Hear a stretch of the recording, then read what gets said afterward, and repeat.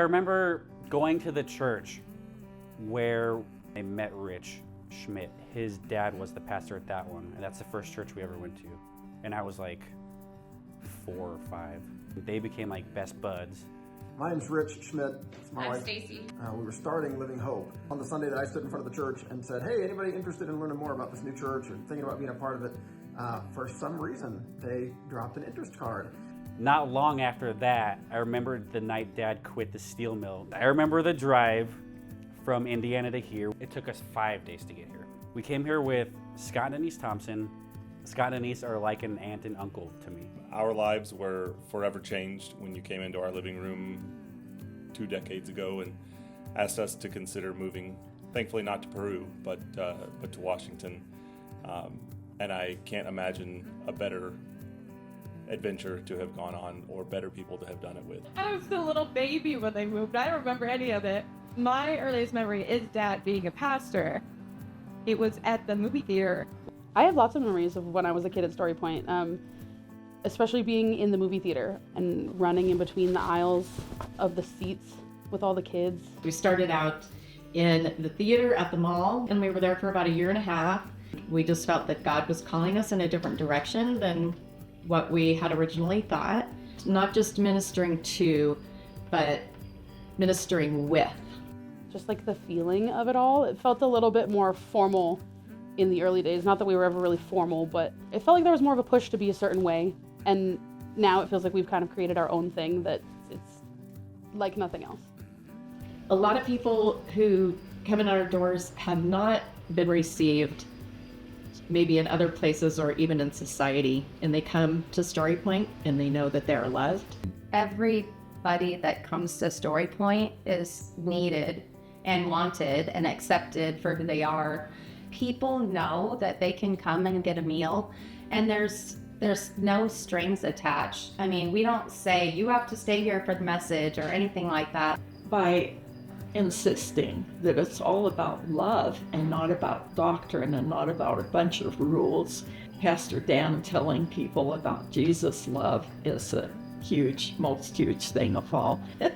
We love you. We'll miss you oh so much. You know, it started kind of rough because I wasn't sure what Indiana couple would do in the Northwest, but I want to tell you, you've done a marvelous job. Thanks for loving people. Thanks for your vision. Thanks for living the Jesus way, and I bless you and whatever is next for you on your journey. You have been a highlight of ministry partnership in the Columbia Basin. Good luck. God is with you, and you are not alone in this whole endeavor. Thank you for your faithful ministry to Story Point and your incredible years of service in Kennewick. Your ministry has yielded such incredible fruit. You've been such a blessing, and excited to see how God continues to use you and bless you as you continue on. You're the real Jesus people. I knew it the second that I became aware of you all. You have served as an important reminder to me of what it means to be Christ-like. And yours is an example that I hope my ministry can follow for the rest of the time that I'm pastoring. I'm proud of you. I know the Father is too. Grace and peace to you today. We love you so much. I can't imagine our family without you being part of it. Congratulations. We love you lots.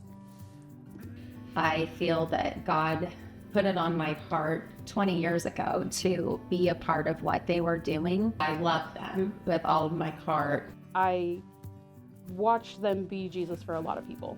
You know, while this is all wrapping up and kind of coming to an end, I still feel like that's something that I want to do, as well as I know it's something that they're going to continue to do.